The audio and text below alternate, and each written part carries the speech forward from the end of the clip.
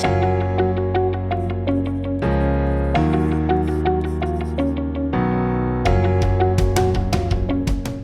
this is Wayne Zell, and welcome to Blueprint for Wealth, your fast-paced half-hour videocast blog that's designed to help you realize your personal dreams of wealth and freedom. And it's really directed towards the entrepreneurs out there who want to learn more about other entrepreneurs and how they've achieved success. And today I've got a really successful gentleman joining me today. His name is Chaz Wolfe. Welcome, Chaz. Welcome to the show. I appreciate it, Wayne. Thanks for having me. It's been a pleasure getting to know you, and I look forward to our back and forth here. We always will have good back and forth, but today we're going forth with you and your background. And I think before we get into some details about you, let me tell the audience a little bit more about you. You're a serial entrepreneur. You've built and sold multiple seven-figure companies. So I want to hear more about that in franchising, construction, real estate, consulting. And you've got a strong focus on discipline and integrity. Integrity is one of my top values too, and I think that's a really important focus. You excel in operations and sales. I've noticed that from a lot of your recent podcasts. And you drive growth and profitability in both domestic and international markets. So I'd like to hear more about that too. And your approach is designed to combine tailored strategies with execution, straightforward execution. So first of all, Chaz, let the listeners know a little bit more about you. Where did you come from? I know you were the product of a single mom household. Tell us a little bit more about your background. Yeah, grew up in the Midwest, middle of Missouri. I live in Kansas City now, but grew up single mom family, as you mentioned. And as I've said, probably hundreds of times, I'll probably say it thousands more before I'm gone, but that taught me just like grit, figure it out mentality. And my mother is, probably one of the hardest people, if not the hardest working person I know. And just a never quit, high tenacity, just let's go. And, being in that circumstance gave me a perspective of life that not many get to have. And so I think it maybe forced me to grow up a little sooner than I had been designed to, but I'm thankful for it. And I got to. What was she doing that showed her tenacity and perseverance?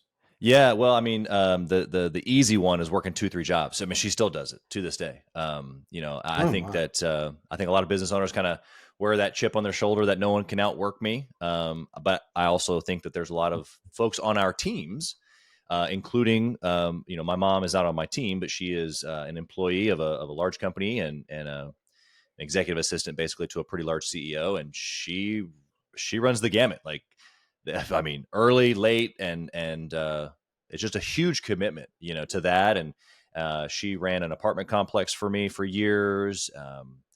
Has just done so much, not just like not even just like her experience. I just mean like the ability, the capacity is probably the better word, the capacity to watch her do literally whatever it took to win.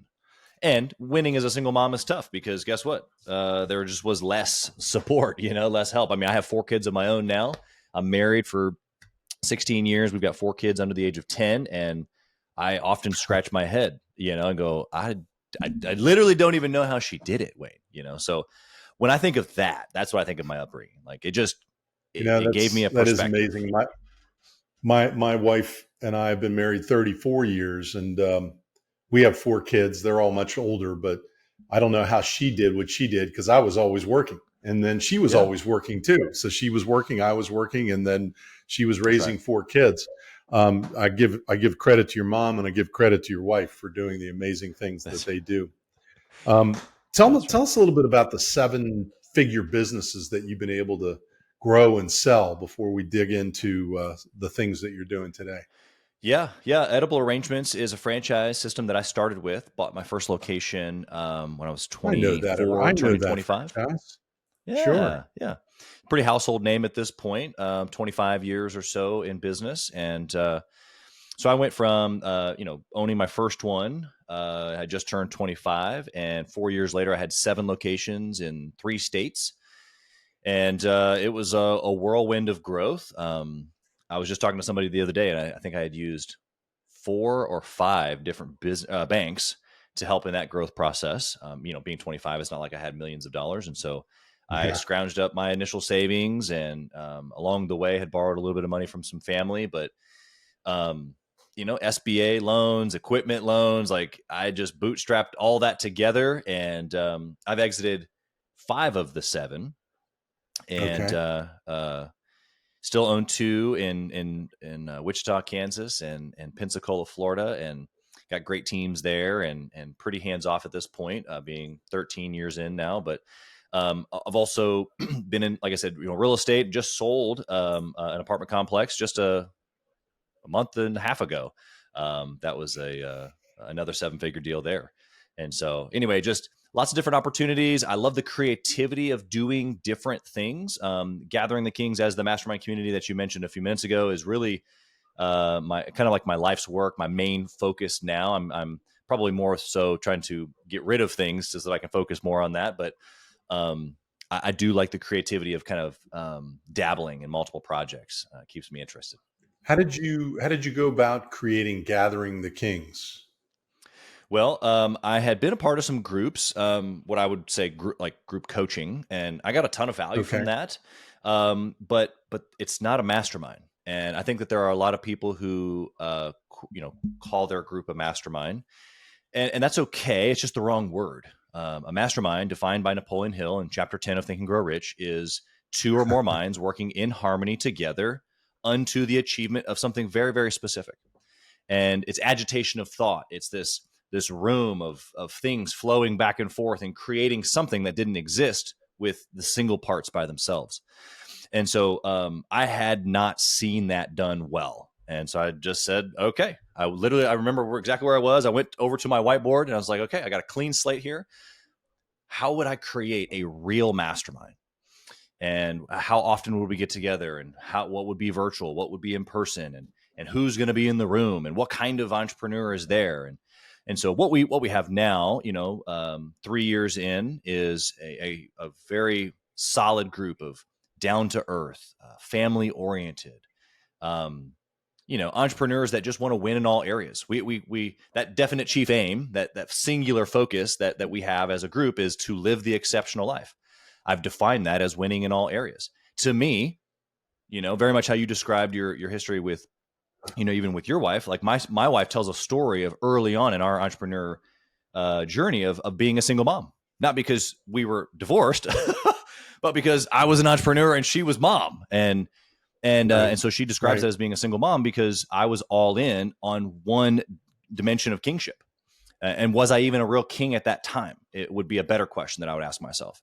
And so I think Why is it raising up. gathering of kings and not gathering of queens? Yeah, that's a great question because, I'm a dude, I guess. I don't know, but king is not masculine. It's mindset. And we've got about Yeah. as many female members as we do male. And then on top of that, we have this family dynamic that nobody else really has. That, we have, family and a marriage dynamic. That other people, it's just like you can get marriage and family, or you can get business. But what I find is that the interesting piece is that, like you described in your history, is that it's hard for entrepreneurs to figure out how to do them both together. And so we try to marry those things together, along with, Right. health and faith and lifestyle, all the dimensions of kingship. Because I want to win in all areas. I don't want to just be a one-legged, pony or a flamingo. So when you define exceptional life and you define all the facets of what comprises an exceptional life, I think you had mentioned previously that there are 5 dimensions. What are the 5 dimensions of being a king? Yeah. I love that. Before I give that to you, the king, the air quotes there, I love that because, a king is this, this mature version, right? Like you become a king. You are given responsibility. You're given power as a king. And that takes a certain something to hold that space, to be able to look over your kingdom with integrity, with all these, things that we kind of mentioned at the beginning. And so the 5 dimensions are this: business and finance, marriage and Okay. family, Okay. health, which is physical and mental, faith, which is spiritual and self-confidence, and lifestyle, the things that bring us joy, tangible and intangible. And I think that if you're winning in all five of those areas, that you're living the exceptional life.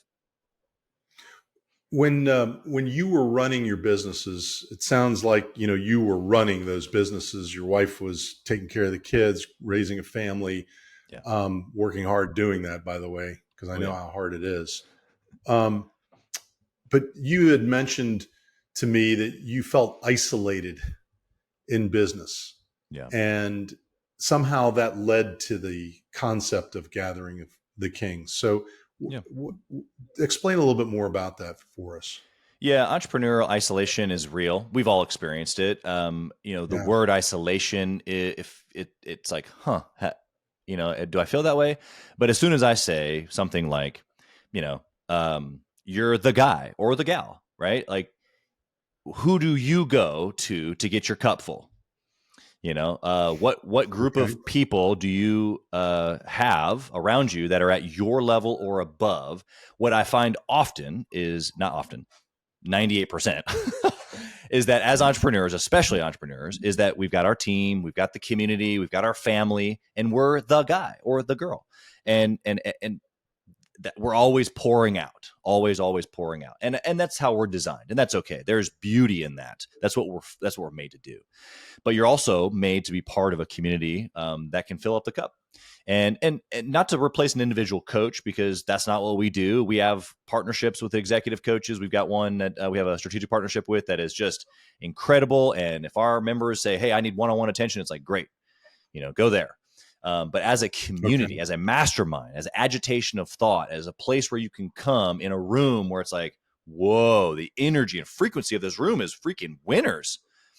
That's what is mostly missing from entrepreneurs, because guess what? I sat at this desk, like literally this desk, years ago with the weight of, do I fire this person, or do I make this $100,000 investment? Do I buy this piece of equipment? Do I close this location? Do I, like, all these heavy things? Our insurance tripled. What am I going to do? I have payroll on Friday. Like, all of these things that we can all relate to. And it's like, okay, well, in that moment, okay, fine. Like, those are decisions. We got to make those. Like, I can't get away from that. But the reality of it is that most people listening to this podcast can relate to that, but then they can also relate to, I don't have anybody to talk to about that, or get experience from, or to bounce ideas off of, or create a whole new solution, like we talked about with the agitation of thought and what the actual mastermind principle is. If I can get in a room with Wayne or with other people that have had these experiences, or even maybe not the experience, but they have a different thing, they've got a different story, and they can hear mine, and we can go back and forth, and I walk away going, well, no, like, done. It's over. I figured it out. We're good. This is how businesses like really jump, like double and triple, like pretty quickly. How often do you all meet? Not guys, but how often do you all meet in terms of the gathering, the kings? And is it done virtually? Is it done in person? Just out of curiosity, and for Yeah. the benefit of listeners who might want to join your mastermind, if you're willing to have them. Yeah, I appreciate that. We meet virtually and in person, and depending upon the membership tier, we've kind of designed them for different sized businesses. There's different conversations happening at different sized businesses, which I know because you help people with all kinds of cool stuff. But we try to group people together in a large format, virtually and in person, where there can be this cross reference, but then also specified, hey, this conversation's happening at the million plus, or not. That type of thing. So a lot of virtual, because we're all across the country, but we definitely do several events Sure. throughout the year. I was just telling you, we got back just a week ago from our family mastermind trip that we hosted in Cancun, Mexico. We had several families come with us. And Wow. there was marriage sessions each day. Kids were playing together, creating relationships. We did like a financial, like, kind of class thing for the kids, and it was super cool. Do you have people that are assisting you in providing all these educational moments for all the people that are participating in the mastermind group? Do you have who supports you in this whole effort? Yeah, great question. I mean, we have a great team. Our GTK team is growing because the network is growing, the community is growing. But outside of that, we've also got cool vendors too. We've got strategic partnership with a marriage coach. It's a couple. We've got the executive coach partnership that I told you about. We've got a health coach partnership. I know I've talked with you back and forth about coming in and being a speaker. We've got quarterly speakers. We've got, our in-person event speakers. We had a guy come speak in Nashville a couple months ago. He just sold 4,000 units of multifamily portfolio, and he has 3,500 units under construction. So he came and gave this big deal on real estate and the current state of our economy, even though it feels shaky. And he gave all kinds of very real, practical outlets of what probably is going to happen. And yet we're still America, and there's still a way to win. And he gave several aspects of that, and it was like, okay, let's go. So. That's funny. People get all negative and, listening to the media. Don't listen to the media, first of all. But, if you really look back on our history as a country and the people who made it so successful, it's the people who said, I don't really care what's going on outside of me. It's all within me and within myself and the people that I surround myself with to make this a success, right? And that's what Mastermind is all about. That's what Gathering the Kings is all about. Yeah, I agree. I think that you have we can control what we control. You have different industries that are participating in this endeavor. Yeah. And I think that's the niche, right? Like I've had people over the years, well, you got a niche down. And it's like, no, I think our niche is that there is no niche, Our niche, actually, to be more specific, is that what I said at the beginning: down to earth, family oriented. Like these are quote unquote regular Joes that have done just incredible things, not regular things in their business, but they're just, you might catch them in a plaid, button up and some jeans before anything else. And I think that's the down to earthness about our group specifically. But yeah, we've got the trades and construction and real estate, all the different aspects of real estate, retail, restaurants, other type of investments. I mean, you name it, we come and talk about it all. How do you get people from different industries to share experiences that are relevant to the people from different industries? Yeah. That's always been something I've focused on. I participate in a different type of environment known as Vistage, but everybody's different. All these outlets are different, but how do you get people from different industries to be able to share their experiences and make them relevant to everybody in the group? Yeah, I think that that question is real. I think most people who have never been in a mastermind type environment, a true blend of thought, agitation of thought, as I like to say, that's what they're wondering. Like, how does that guy's restaurant, or if he's in construction and it's different than me, like how does that apply to me? And the beauty of that room is that we can't talk about how you go get, like in my construction company personally.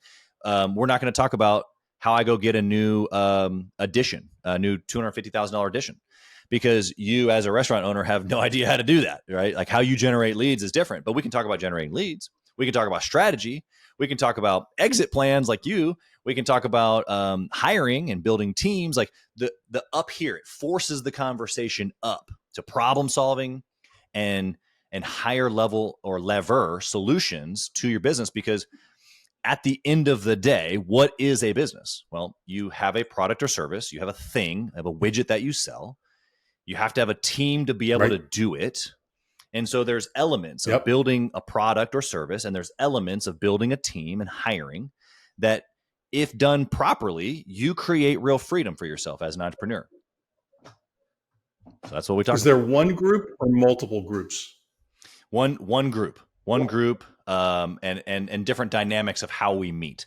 We got a roundtable every single month. That's, hot seats and strategy. We've got a tactical weekly call that is more, sales and marketing and that type of stuff. We've got a monthly marriage call. We've got a monthly GTK ladies call where, again, think of it like just an element of community, right? Where our members recognize that they're going to be like other people in this room, and they're going to go like the GTK ladies, like you talked about your wife, like, you know how many wives have had the experience that your wife and my wife have? They're married to us, whether they're in the business or not. It sounds like your wife was maybe in the business or working. And so it's like, okay, great. Yeah, Well, so she's if with they, me right down the hall right now, yeah. actually. So there you go. So you've got she identifies as an entrepreneur. My wife does too, but because she's connected to me. But that person, that human, that female has an experience of being an entrepreneur and a mom and married to you, the other crazy one of the part, especially me. And that's different than all her other girlfriends, I bet. Like the other girlfriends don't get it. Like just like my wife, she has a lot of girlfriends. She doesn't have an enemy, but there are so many females or ladies that she's friends with that they're like, I don't relate to how you've sacrificed whatever unto Chaz building the businesses, or you guys not taking trips now so that you can take trips later, or whatever that looks like for the entrepreneurial journey.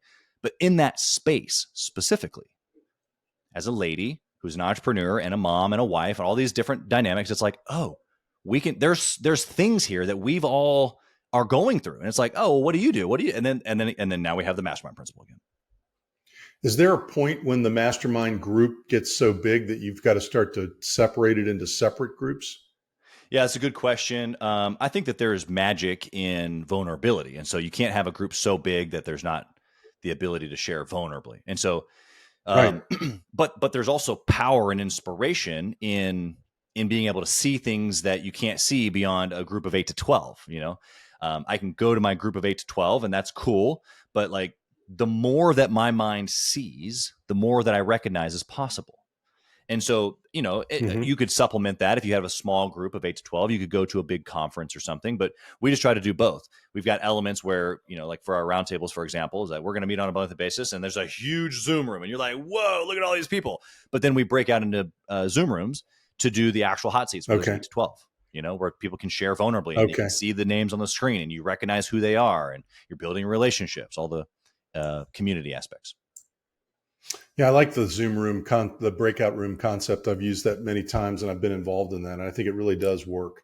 Not always, but it does work, especially if you get people who are willing to share. How do you decide who is a good member of Gathering the Kings and who's not? Yeah, that's a great question.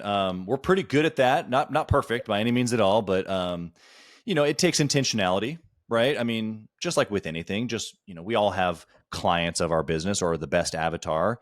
You have wealth clients that it's like, okay, well, whether it's a certain amount of money or a certain way of thinking, it's the same for us. If someone is, kind of a know-it-all, it's probably not a good fit for a mastermind. And not just ours, but any of them.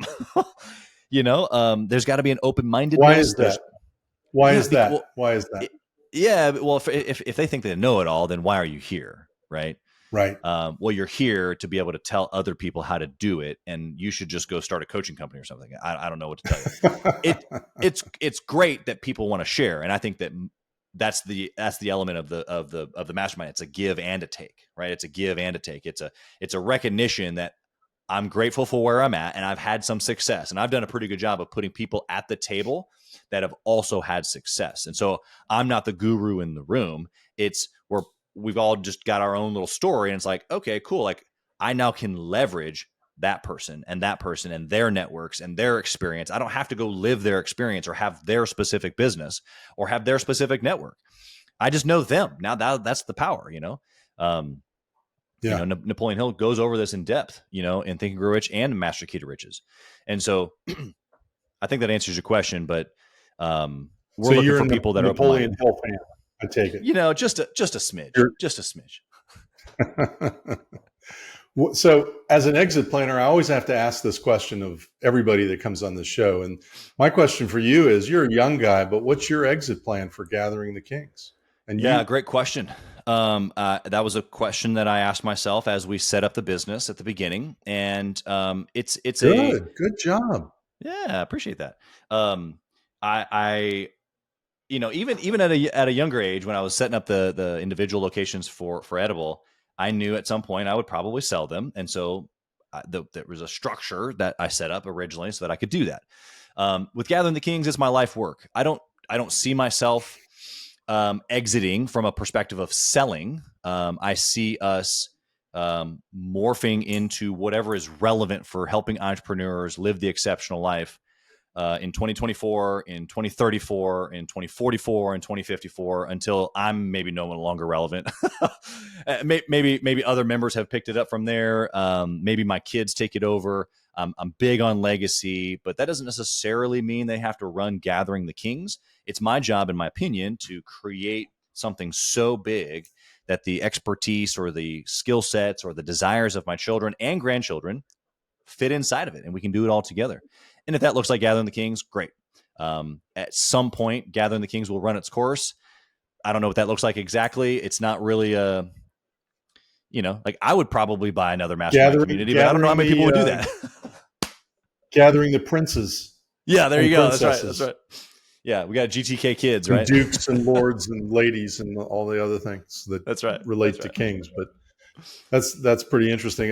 One last question for you, and it's a good question that you asked me to ask you, but I think it's a good one, and that is, what key piece of advice would you give to a young aspiring entrepreneur who's just in their 20s or maybe just starting out?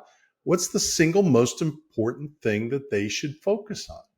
Yeah, great question, and that would have come from my team, so it's not like I've had a chance to think about this. This is good. I think if two items. Yeah, I think if I'm looking back, to the 24-year-old Chaz who was purchasing an existing, Edible Arrangements franchise, I would say to him that it is going to be harder than you think it's going to be. It's going to require more time, money, effort than you think. But man, it is so fun and so incredible to build, and you'll have so much impact on your team and other people in the community and your family. And this is how you build legacy. So even though it might get hard, it's going to be just fine. And you kind of just got to do the thing for a little while to create the machine. That piece I talked about earlier, that the tactics and the people, you got to figure those things out. Otherwise you're just always a self-employed person, Right. You're just working for yourself. A corollary to that is I would imagine that there's a lot of mental health challenges that entrepreneurs face. And what piece of advice would you give them to deal with that struggle that often comes up? Doubt, self-doubt, lack of self-confidence. You hit a bump in the road, you hit a roadblock. What's the advice that you would give them as one who's been there and done that? Yeah, the antidote is courage, right? That's all that we really need. As an entrepreneur, I could eventually use help of the tactics. Like someone could tell me how to build a community or build a construction company or generate leads or exit my business. Like all those things are amazing. We find individual people like Wayne to do those individual things for us. That's fantastic. Right. But as an entrepreneur, outside of the tactical of those things, all I really need is belief. And in order to gain belief is I have to get around people who are doing incredible things, who can also then transfer that belief or courage to me, which is why Gathering the Kings exists. In fact, I've got a video that kind of explains this, but it's funny how you're right. It's not just, like doubt. It's like actual, like medically,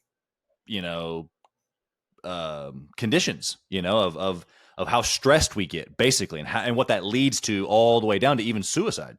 And it's like, okay, well, so we're under this immense pressure and stress because of the situation that we've put ourselves in as an entrepreneur and how we're building something from nothing. Okay, what makes sense here? I was like, well, I need more juice, right? And the juice for me, which I think is true for everybody, is courage. It's belief. And so getting around other entrepreneurs who can breathe that into you, whether it's through actual relationship in a mastermind setting, or it's just you being around someone in a room and they're like, wow, well, if that guy can do it, he doesn't have anything that I don't have, Yeah, I think you've hit the nail on the head. It's surrounding yourself with like-minded people who have the same drive and the same passion about what they're doing and can learn from you, but also live with you and grow with you and become part of your community, which you've amazingly created out of whole cloth. And I congratulate you on that. And we're talking about Gathering the Kings. We're talking to Chaz Wolfe, the founder. If people want to know more about not only Gathering the Kings, the mastermind group, but also want to hear your podcasts, want to become part of your community, how do they do that? Yeah, great question. They can just go to gatheringthekings.com. They'll find all the information about the mastermind, my history, of course, our podcast, which is being rebranded right now to Driven to Win. And so they can find our 500 plus episodes. You can even find Wayne's episode there for Gathering the Kings. We've interviewed over 500. It's hidden deep in the podcast annals. Yeah, Hidden it was a good one, back, man. It was good. Back. They should find it. We'll do it again. I mean, you tell me when. Yeah, but this has been a great podcast and video cast, and I really appreciate your being on with us today on Blueprint for Wealth. Thank you so much, Chaz. Thanks, Wayne. Appreciate you and your listeners to just, if they find value in this conversation and anything else you're putting out, they should go leave you a 5-star review and connect with you on social. Those things really matter and are impactful. So we appreciate you listening. Yes, sir. Thank you. I appreciate that. Appreciate that plug. And they should do the same with you because you're doing good for all of these entrepreneurs who are part of your community. So thanks again. And thanks for being a special guest on Blueprint for Wealth. And everyone, thanks for listening and watching, and join us next time for another special guest and special topic that we'll discuss on Blueprint for Wealth. Have a great week.